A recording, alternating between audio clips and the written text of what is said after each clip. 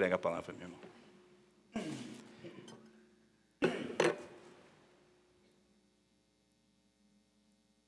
Bom dia, meus irmãos. A palavra do Senhor se encontra no Salmo 63. Salmo 63, vamos ler o Salmo todo.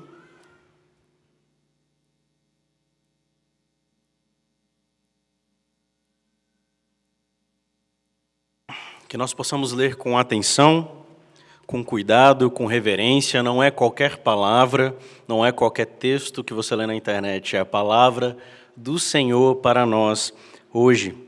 E diz assim a palavra de Deus no Salmo 63. Salmo de Davi, quando estava no deserto de Judá. Ó Deus, Tu és o meu Deus forte, eu te busco ansiosamente, a minha alma tem sede de Ti. Meu corpo te almeja como terra árida, exausta, sem água. Assim, eu te contemplo no santuário para ver a tua força e a tua glória. Porque a tua graça é melhor do que a vida. Os meus lábios te louvam. Assim, cumpre-me bendizer-te enquanto eu viver. Em teu nome, levanto as mãos. Como de banha e de gordura farta-se a minha alma. E com júbilo nos lábios, a minha boca te louva. No meu leito, quando de ti me recordo, e em ti medito durante a vigília da noite. Porque tu me tens sido auxílio, à sombra das tuas asas eu canto jubiloso. A minha alma pega-se a ti, a tua destra me ampara. Porém os que me procuram a vida para a destruir, abismar-se-ão nas profundezas da terra. Serão entregues ao poder da espada e virão a ser pasto dos chacais. O rei, porém, se alegra em Deus. Quem por ele jura, gloriar-se-á, pois se tapará a boca dos que proferem mentira. Vamos orar mais uma vez? Senhor, que o Senhor nos conceda graça para entender a Tua palavra, que o Senhor nos conceda graça para que essa palavra faça morada no nosso coração, que não seja apenas uma mera informação para o domingo ou para a semana, mas que de fato nos transforme, não somente nesse domingo, não somente essa semana, mas para o resto das nossas vidas, que possamos Te louvar como o Senhor exige, que possamos nos satisfazer no Senhor. É isso que Te pedimos, meu Pai, no Teu nome, Jesus, e no Teu poder, Espírito Santo. Amém. Bebida é água, comida é pasto. Você tem sede de quê? Você tem fome de quê? A gente não quer só comida, a gente quer comida, diversão e arte. A gente não quer só comida, a gente quer saída para qualquer parte. Essa é uma parte de uma letra, de uma música, de uma banda brasileira já um pouco antiga. E ela fala, e ela mostra que no nosso dia a dia nós temos fomes que não são de comida.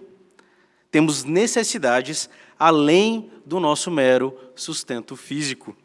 Isso faz parte do que é ser humano, de ter desejos que vão além das necessidades do nosso corpo. Por exemplo, a música fala de diversão, de arte. Às vezes bate aquela fome de Netflix, de você ver o episódio novo daquela série que você tem acompanhado. Às vezes você tem fome de poder sair com a sua esposa numa exposição do CCBB da temporada. Às vezes você tem fome de escutar aquela música do Spotify que te alegra depois de um dia cansativo no trabalho. Nós temos fome de felicidade, de alegria, de satisfazer a nossa alma com algo que preencha a nossa existência para além do nosso corpo. O problema é quando essa fome está descontrolada e a gente quer exagerar no consumo dessas coisas. Tem gente que passa tempo demais se preocupando com jogos eletrônicos, ao invés de se preocupar em ter um emprego. Tem gente que passa mais preocupado em saídas, em resenhas com a galera, em vez de ter essa necessidade de formar verdadeiros laços de amizade uns com os outros. Existe quem se alegra mais com o último episódio de Game of Thrones do que com o último culto público.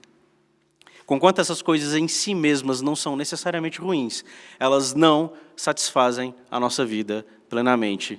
Elas não matam a nossa fome, elas só enganam o estômago. Nesse salmo, nós vamos ver qual que deve ser a real fome do cristão.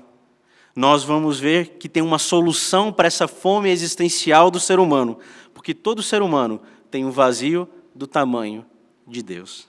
Assim, a gente vai ver no texto de hoje que devemos satisfazer a nossa alma em Deus. De novo, nós devemos satisfazer a nossa alma em Deus. E vamos ver isso em 3 partes. E a primeira delas é que devemos satisfazer as nossas almas com louvor a Deus. Vamos ver dos versículos 1 a 4 novamente. Salmo de Davi, quando estava no deserto de Judá. Ó Deus, Tu és o meu Deus forte, eu te busco ansiosamente, a minha alma tem sede de Ti, o meu corpo te almeja como terra árida, exausta, sem água. Assim eu te contemplo no santuário para ver a Tua força e a Tua glória, porque a Tua graça é melhor do que a vida. Os meus lábios te louvam. Assim, cumpre-me bem dizer-te enquanto eu viver. Em Teu nome levanto as mãos. Esse é um tipo de salmo que mostram que os títulos dos salmos são importantes.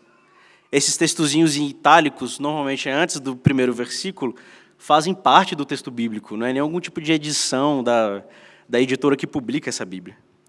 Mas, conquanto realmente, às vezes, muitos salmos têm títulos que não trazem muita informação, não é o caso com esse salmo.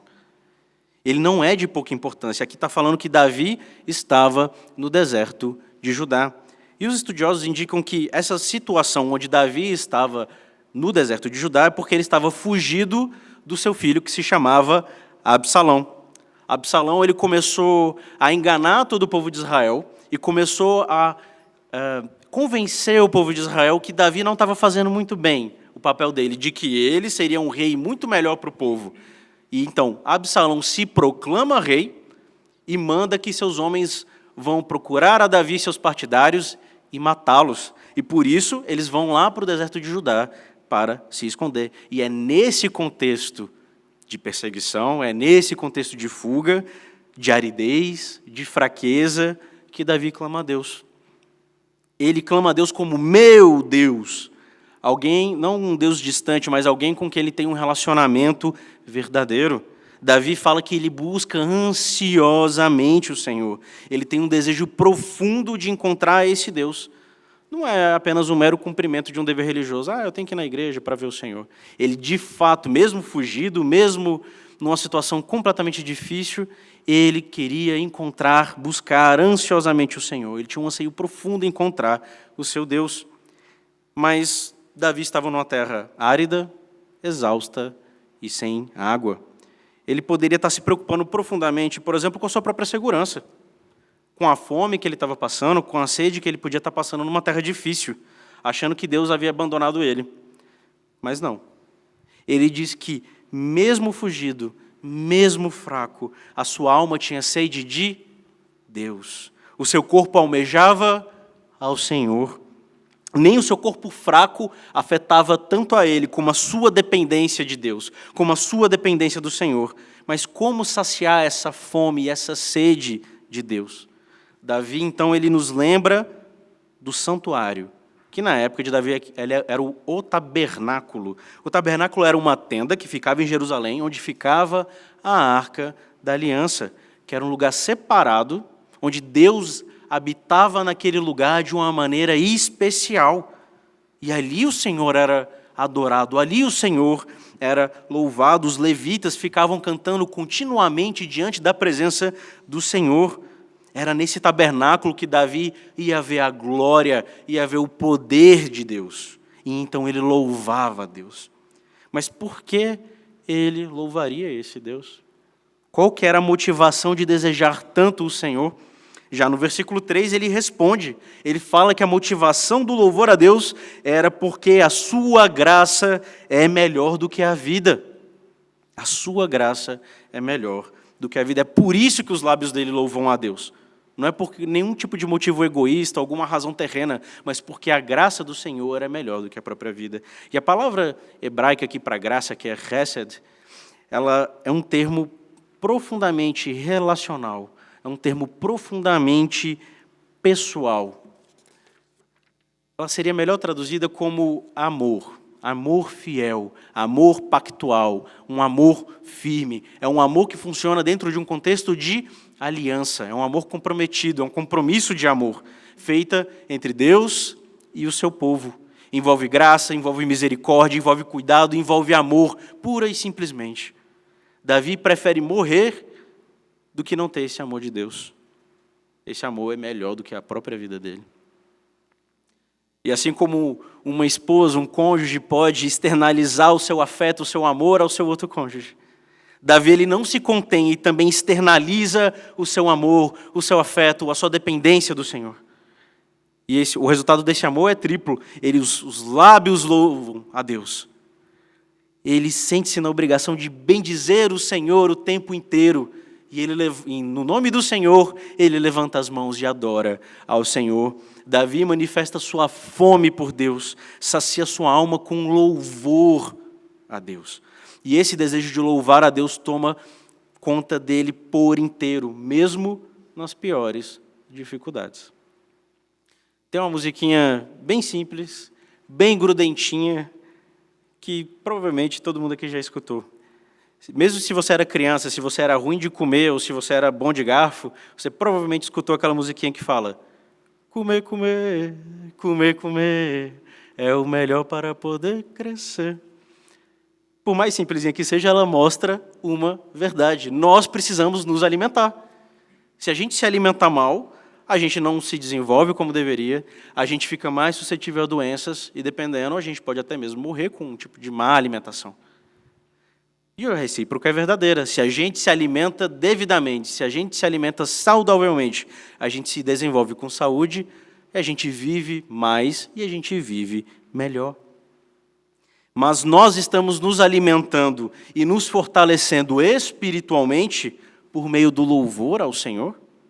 Ou nós estamos nos tornando anoréxicos de adoração? Muitas vezes a gente se encontra em desertos pessoais. Nós nos encontramos numa crise com o nosso cônjuge, nos encontramos naquela crise financeira, nos encontramos com aquele pecado de estimação que tenazmente nos assedia. Mas no meio da aridez da nossa alma, você quer buscar a Deus? Ou você quer somente um caminho mais fácil para te livrar da dor do momento? Normalmente, a gente deseja apenas que a dor acabe. A gente quer um alívio rápido, uma solução para o problema, custe o que custar. Mesmo que isso custe um divórcio, mesmo que isso custe um empréstimo que vai comprometer a sua família, mesmo que custe ceder à tentação do seu pecado. Temos fomes de alívio, ao invés de ter fome primeiramente de Deus, que nos traz alívio. Davi, mesmo no meio do deserto, ele não se desviava do desejo de glorificar a Deus e gozá-lo para sempre. Não quer dizer que ele não queria ter seu problema resolvido, que ele não queria voltar para Jerusalém, que ele queria reinar, que ele queria se resolver com seu filho. Mas a questão era onde estava o seu coração. Se o seu coração estava nessas coisas terrenas, ou se o seu coração estava em Deus. Ele louvava e buscava ao Senhor, e as demais coisas lhe foram acrescentadas. E a gente faz bem de seguir o seu exemplo. Mas se você louva a Deus, como você expressa o seu louvor a Deus? Davi aqui ele nos lembra do culto público no santuário. Você ama o santuário? Quer ir no santuário para ver a glória e o poder de Deus? Obviamente, não são as paredes dessa igreja aqui que de fato são o santuário do Senhor. Nós, pedras vivas, somos o templo de Deus, onde Deus habita. Mas quando essas pedras se reúnem para adorar ao Senhor, você ama estar com elas? Você quer estar com elas? Mas muitas vezes, não. Muitas vezes nós tratamos o culto como uma coisa chata, como uma obrigação infeliz do crente.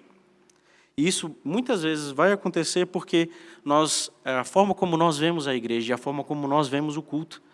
Às vezes nós vemos o culto apenas como um clube de crentes, que querem produzir uma adoração com o seu próprio braço, com as suas próprias forças, com as suas próprias ideias, de baixo para cima. E o Senhor é apenas um espectador daquilo. De fato, essa forma de ver não acontece nada de espiritual, é apenas crentes se reunindo para cantar por um Deus que está lá em cima e só está observando o que está acontecendo, se agradando ou não. E assim, certamente, com esse tipo de visão, você se desanima de cultuar a Deus com os seus irmãos. Mas Davi não via o culto público dessa maneira. Lá no deserto, ele lembrava do culto público no tabernáculo, e ele sabia que lá no tabernáculo, Deus estava presente, e Deus se encontrava com o seu povo. Mesmo hoje, isso não muda. quando nós nos reunimos como igreja para louvar o Senhor, Deus se faz presente de uma maneira especial. Deus se encontra com o seu povo. No culto público, o Senhor abençoa e santifica o seu povo pelas orações públicas, consola e alegra por meio dos cânticos, edifica o seu povo por meio da palavra pregada, sela e confirma as promessas de salvação por meio dos sacramentos, do batismo e da ceia. Quando o tabernáculo da igreja se reúne, Deus desce a nós e Deus satisfaz a nossa alma.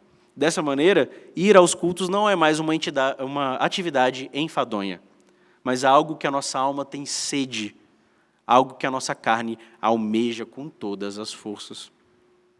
E qual a sua motivação de louvar a Deus? Davi se satisfazia no Senhor e louvava a Ele, porque a graça, o amor de Deus era melhor do que a própria vida. Mas às vezes nós queremos louvar a Deus por outros motivos. Às vezes nós queremos louvar a Deus para a gente cumprir o nosso dever religioso, bater o cartão, né? Cumprir minha obrigação de crente, mas não como uma expressão de um amor, de um afeto ao seu Deus. Às vezes nós queremos louvar para que os outros vejam e pensem como nós somos santos, como nós somos crentes. Ou às vezes pior, nós queremos louvar a Deus para que nós mesmos achemos o quanto que nós somos bons, o quanto que nós somos crentes, o quanto que nós somos santos, como um orgulho espiritual de se achar melhor do que os seus outros irmãos. Contudo, se esse Deus morreu e ressuscitou por nós, esse amor de salvação, esse amor maravilhoso, esse amor pactual do Senhor deve ser o combustível, a razão para a nossa adoração, e não qualquer outra coisa, não os outros, até mesmo não a própria igreja, mas ao Senhor, o seu relacionamento com o Senhor. Não apenas uma mera obrigação, não para você se aparecer para os outros, não para o nosso orgulho próprio, mas por causa do amor de Deus e da salvação de Deus por nós. Como diria o pastor John Piper, Deus é mais glorificado quando estamos mais satisfeitos nele. Deus é mais glorificado quando estamos mais satisfeitos nele. Não quando as outras pessoas olham mais a gente, não quando a gente se acha mais do que os outros, mas quando nós estamos satisfeitos em Deus. E assim vamos para o nosso segundo ponto. Devemos satisfazer a nossa alma com fartura e com frequência. Vamos ver os versículos de 5 a 6? Como de banha e de gordura farta-se a minha alma, e com júbilo nos lábios a minha boca te louva, no meu leito, quando de ti me recordo, e em ti medito durante a vigília da noite.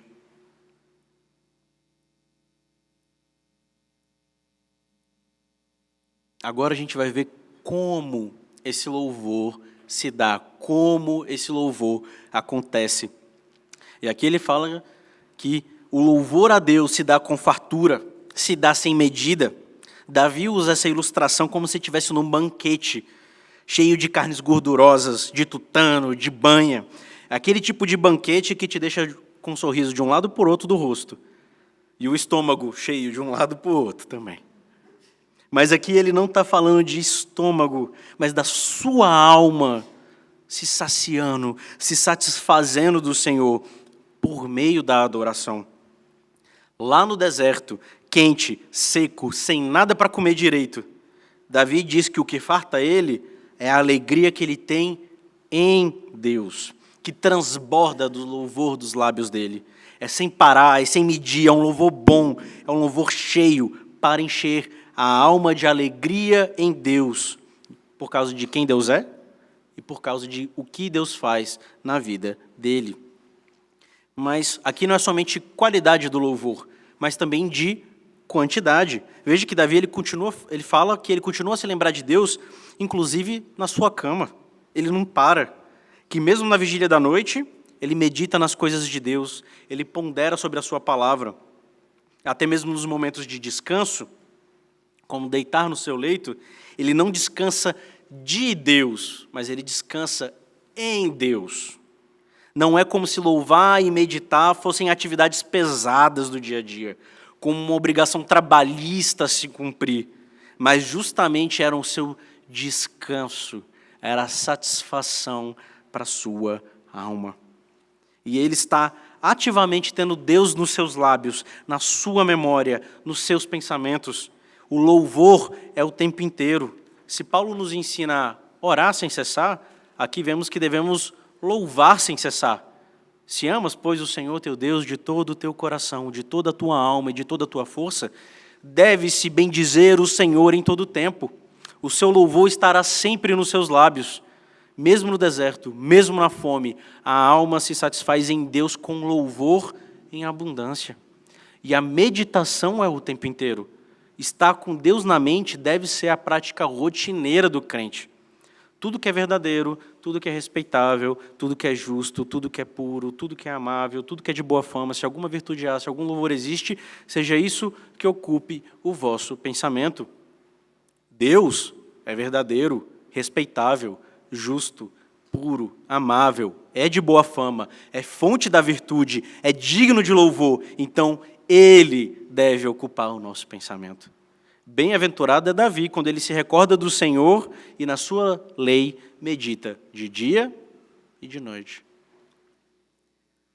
Sabe aquele dia que você tira a barriga da miséria? Tem um restaurante que eu e minha esposa a gente gosta muito, que tem praticamente um prato. É um prato principal, um grande prato principal, onde tem uma carne muito bem feita, bem cortadinha, bem temperada, tem um molho de mostarda que vem por cima, muito bom, e batata frita. Só que a batata frita, ela é tipo refil, ela é tipo infinita. Enquanto você está lá, vem os garçons vez após vez, colocando mais batata e mais molho também, se você quiser.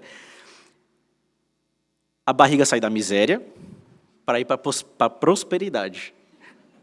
Não dá tempo nem de pensar, não dá apenas de se satisfazer com um banquete que se apresenta diante de você. Assim o corpo se satisfaz, ele se farta, e o coração se alegra com uma refeição que vai ficar na memória. E o Senhor largamente nos dá graças espirituais. O Senhor nos alimenta fartamente de tudo o que precisamos para a vida e piedade. Mas nós temos essa fome de Deus, assim como nós temos fome quando a gente vai para um rodízio, ou a gente se contenta em virar a plaquinha e falar assim, não, obrigado. Às vezes não estamos nos banqueteando da graça de Deus, mas apenas nos contentamos em fazer alguma coisa de qualquer jeito. Como você tem se gastado com Deus? Muitas vezes a gente considera devocional e outras atividades espirituais como canseira, como uma obrigação infeliz. Bateu o feriado, você nem se lembra que Deus existe. Tira as férias e nem passa perto de uma igreja no domingo. Bateu o final do dia do trabalho, você chega em casa cansado e você não tem tempo, está cansado demais para essas coisas. Mas usar o Instagram e usar o Twitter no seu deitar, no seu levantar e para onde quer que andar, você usa, não é mesmo? Ficar horas, e eu digo horas, nas redes sociais, tem sido seu descanso? O descanso para a sua alma? A gente inverte as nossas prioridades com muita facilidade, com muita tranquilidade. Mas se o Senhor é a nossa prioridade, que a gente possa encontrar nas Escrituras, nas orações, nos cânticos, o verdadeiro descanso para todos os dias da nossa vida. Como você louva a Deus no seu dia a dia? Os recém-reformados, os calvinistas da jaula, como o pastor Matheus gosta de falar, tem uma certa tendência a desvalorizar o louvor. Os cânticos, qualquer expressão que pareça emocional demais, porque parece pentecostal demais. Eles se importam demais com a teologia, mas no final das contas eles não se importam com a prática que essa teologia traz. E a prática é igualmente importante. Muitas vezes a gente quer ser grandes intelectuais da reforma, mas somos muito pobres em espiritualidade.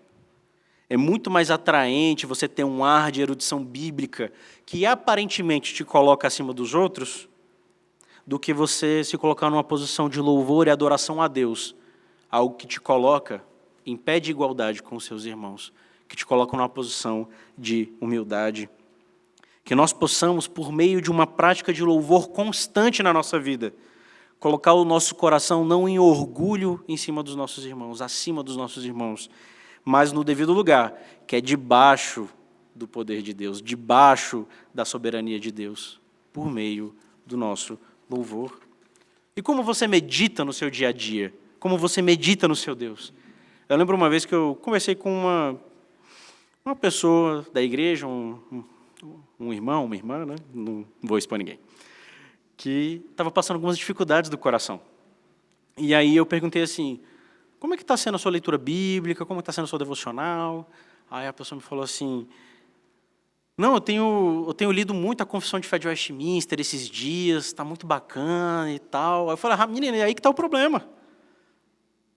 Aí que está o problema. Conquanto a Confissão de Fé de Westminster é uma fiel exposição da palavra de Deus, ela não substitui a palavra de Deus. Ela não substitui uma meditação diária na palavra de Deus. A palavra de Deus tem ocupado a sua mente? As promessas do Senhor, as leis do Senhor, estão constantemente no seu coração para te dar satisfação à sua alma, para te guiar no caminho que você anda e para te confrontar no seu pecado? Ou você só busca a Bíblia na hora de discutir teologia ou na hora de ler no culto? Muitas vezes nós não estamos satisfeitos em Deus, porque, na verdade, não temos Deus conosco em nossos pensamentos todo dia. Que possamos meditar na palavra de Deus, para que possamos ter esse Deus da palavra diante de nós, para que assim nós possamos ter plena satisfação nele. E assim nós vamos para o nosso terceiro ponto, que é Deus dá um destino final para os que se satisfazem nele e também para os seus inimigos. Vamos para os versículos de 7 a 11. Porque tu me tens sido auxílio, à sombra das tuas asas eu canto jubiloso. A minha alma pega-se a ti, a tua destra me ampara. Porém, os que me procuram a vida para a destruir, abismar-se-ão nas profundezas da terra. Serão entregues ao poder da espada e virão a ser pasto dos chacais. O rei, porém, se alegra em Deus. Quem por ele jura gloriar-se-á, pois se tapará a boca dos que proferem mentira.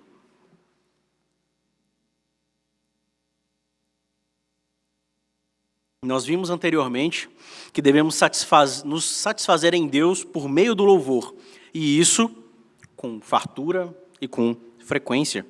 Agora vamos partir do que o salmista sente, sabe e faz para o seu Deus, para que o que o próprio Deus faz com ele. O amor fiel de Deus não é algo que só dá um quentinho no coração. Ah, estou sentindo quente aqui, Deus me ama, aleluia. Não. O amor de Deus se manifesta de uma maneira concreta na vida do crente.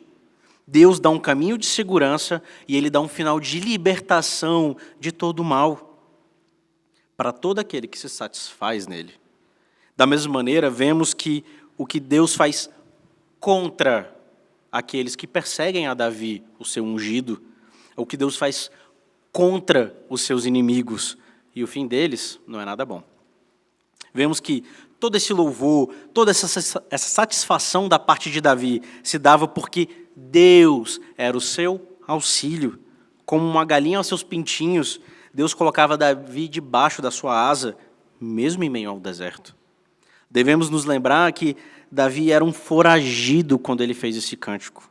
O seu reino estava desestabilizado, o seu filho queria matar a Davi, e Israel estava sendo governado por esse jovem ímpio. Mesmo assim, Davi sabia que estava sendo protegido por Deus. Afinal de contas, o jogo só acaba quando termina. Ele sabia que Deus amava ele fielmente e que cumpriria o seu propósito de uma maneira final. Assim, mesmo perseguido, mesmo faminto, mesmo sedento, no deserto, foragido, ele canta jubiloso, porque ele conhecia o Deus que servia e ele sabia que esse Deus ia tirar ele dessa situação. O Senhor não é um Deus distante, mas é um Deus que cuida carinhosamente o seu povo e o liberta do mal. Ao mesmo tempo, o amor fiel de Deus para com o seu povo também é demonstrado ao destinar ira contra aqueles que não servem e não amam a Ele. Ele é um Deus que exige que o seu povo se satisfaça nele. Os seus inimigos, por outro lado, olham apenas para si mesmos, se satisfazem com as coisas criadas ao invés do Criador, dizem no seu coração que não há Deus e vivem como se ele não existisse. Absalão e seus partidários demonstravam vez após vez que eram desses. E sobre esses rebeldes, são sobre eles que Davi não poupa palavras para falar do destino deles, que o próprio Deus ia punir eles severamente no final das contas. Ele diz que a própria terra se abriria debaixo deles e os engoliria, lembrando um episódio lá do Pentateuco, onde os filhos de Corá queriam se rebelar contra Moisés, que era a autoridade instituída por Deus, para que eles também governassem. Então Deus faz abrir a terra e engole todos os rebeldes. Eles cairiam pela espada, ou seja, eles iam morrer em meio a batalhas. E por fim eles seriam pasto dos chacais. Ou seja, eles seriam mortos e não teriam nem mesmo a dignidade de serem enterrados. Eles iam ser deixados à deriva para virar comida das bestas do campo. E assim esse salmo se conclui. O rei Davi, o ungido e perseguido, continuaria se alegrando, se satisfazendo em Deus, e assim todo aquele que jura por Davi, quem se une a Davi, gloriar-se-á. Ou seja, também se alegrará e louvará a Deus. Os seus inimigos terão a boca tapada, as suas mentiras e os seus enganos não afetarão mais ninguém. Eles seriam detidos e destruídos de uma vez por todas. Deus dá um destino final para todos. Ira para quem se alegra apenas em si mesmo, mas libertação, louvor e alegria para quem se alegra em Deus. É como um filho que está sendo alvo de bullying na escola, inclusive até mesmo com violência física contra ele. Ao invés dessa criança ficar quieto e com ódio no coração, ou até mesmo tentar resolver a coisa com o próprio braço, talvez responder violência com mais violência, o bom filho, ele corre para os braços do seu pai.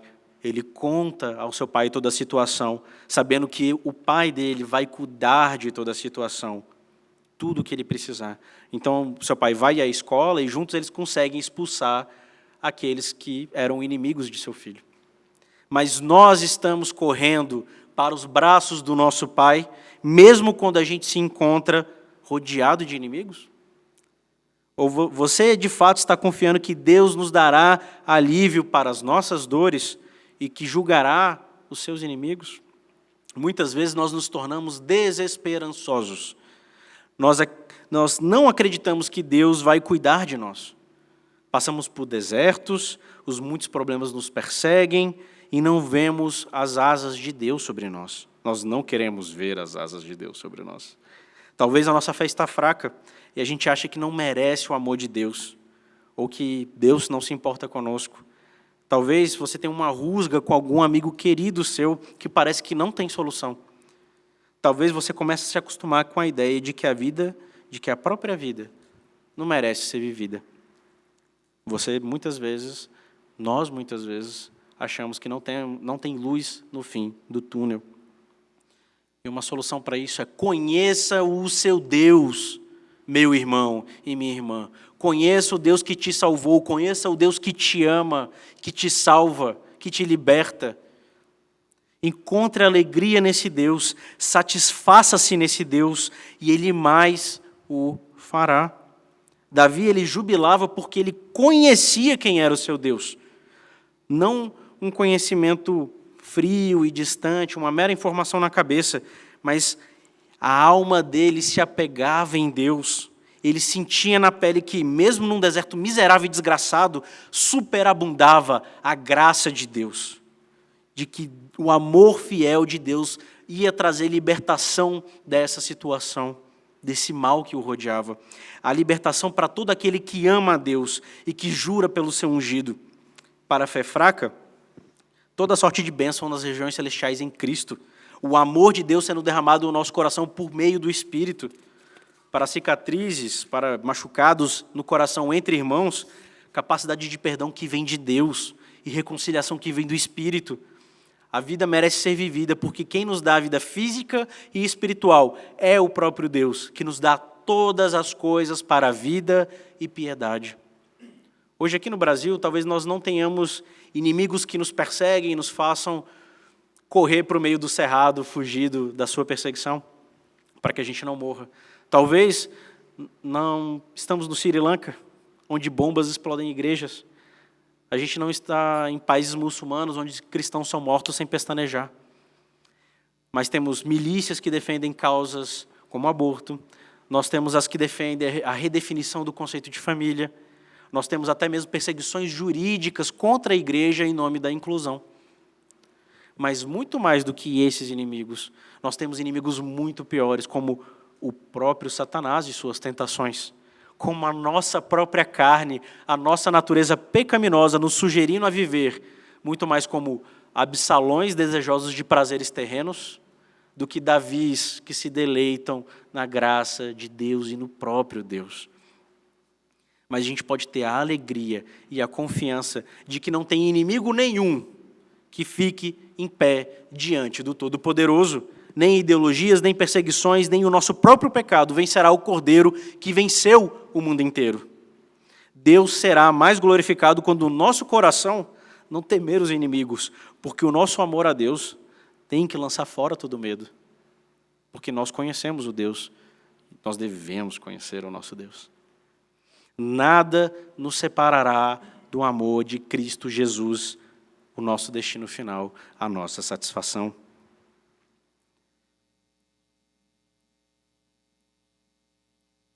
Vimos que temos que nos satisfazer com louvor, com fartura e frequência, e o destino final para quem se satisfaz em Deus e para quem não se satisfaz em Deus.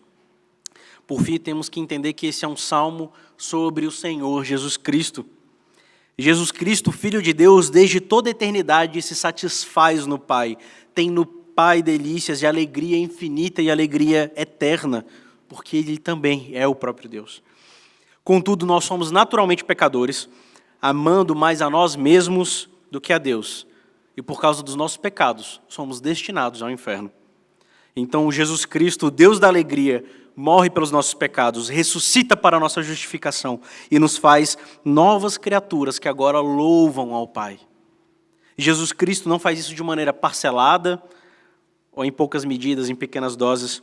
Ele faz isso de largo, ele faz isso abundantemente com o seu povo. Toda sorte de bênção espiritual nos são dadas em Cristo Jesus. Todas as coisas para a vida e piedade.